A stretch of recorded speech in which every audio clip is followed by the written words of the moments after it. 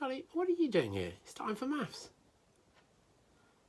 Oh, okay, he wants to learn about weighing and he's come to help us.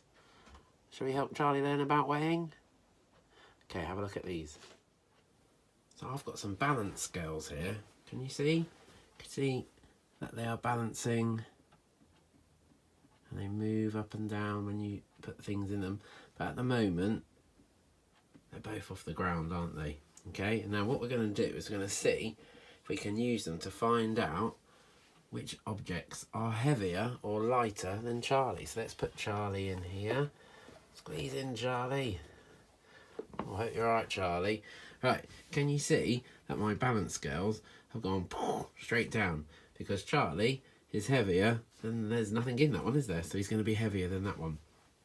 But I've got some objects here, and I want you to predict, which means have a sensible guess, if you think Charlie's heavier or lighter than the object. Alright, so we're going to start with a paintbrush.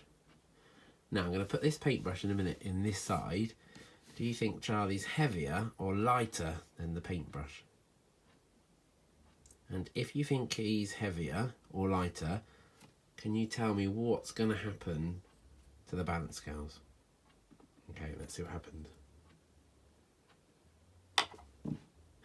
They didn't move. So what does that mean? Means that the paintbrush is lighter than Charlie. Charlie's heavier because he's still the one that's down on the ground, isn't he? So let's take the paintbrush out. So Charlie is heavier than this paintbrush. Alright, what about this glue stick? What do you reckon? Is he going to be heavier or lighter than a glue stick? Can you tell me why you think that as well? And have a think, what will the balance scales look like if you're right? Let's put them in.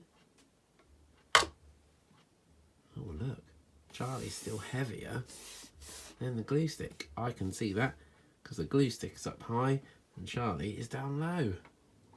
So that's two things I found where Charlie is heavier. Right, I've got here the telephone. Now, do you think my telephone is heavier or lighter than Charlie? Tell me why.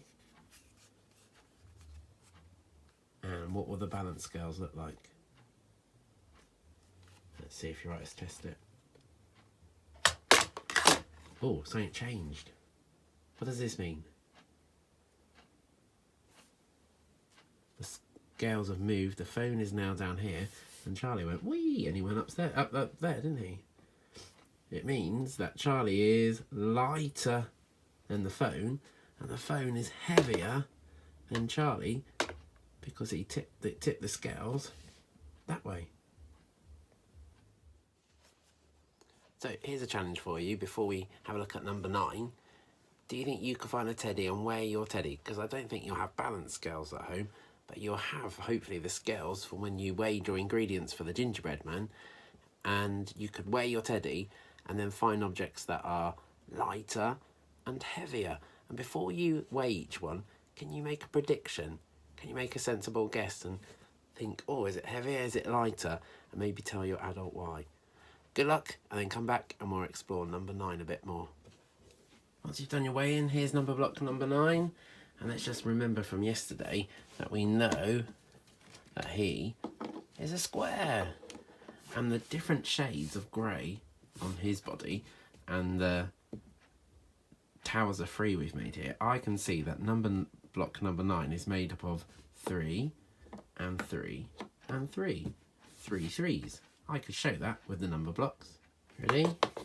Got 3, 3 and 3. Actually, imagine 3 of these because they're quite me, aren't they? And if I put the 3 on top of the 3 and build number block number 9 back together, let's do that.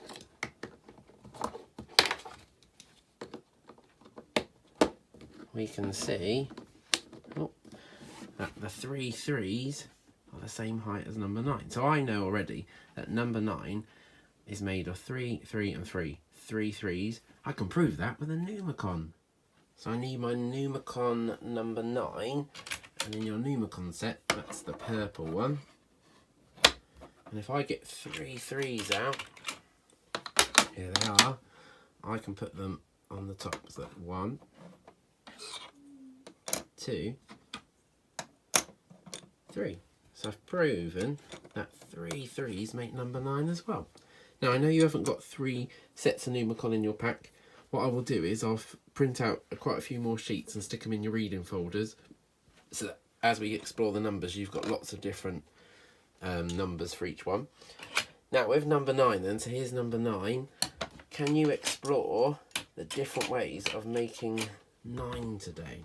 Okay, easy one. I'm going to start with, if I put number 8 on the top, what do I need to make 9? 8 and 1. I could prove that with my number blocks. There's number 9. Here comes Octoblock. 1, 2, 3, 4, 5, 6, 7, 8. There he is. Look, he's one less block. Put number 1 on top. 8 plus 1 makes 9. So, have a go at using your Numicon. And can you tell me today how many different ways that you can make the number 9? But when you make it, I also want you to think of it in a different way today. So you can say 8 and 1 makes 9, but then I know a fact for free, because I know that if I start with 1 and 8 make 9, the other way around. Can you see that? But you know, there's something else you know as well. Watch this. If we did a takeaway, and we'll say 9 take away 1, so let's take away the 1 brick. Here, look, 9 take away 1 is left with 8. It's just doing it the other way around. And if I go back, put 9 back on, and if I did 9 take away 8, so I take 8 bricks away from number 9, so that'll be 1, 2, 3, 4, 5, 6, 7, 8. Take this 8 off. Oh, pull up the block. I am left with just 1. So once you know a way of adding numbers to make 9, so like we've got here 8 and 1. Oh, poor Hotspot, he's not having a good day, is he? 8 and 1. You also know some takeaway facts by saying 9 take away 1. You get left with 8. How clever is that? How many different things can you find out?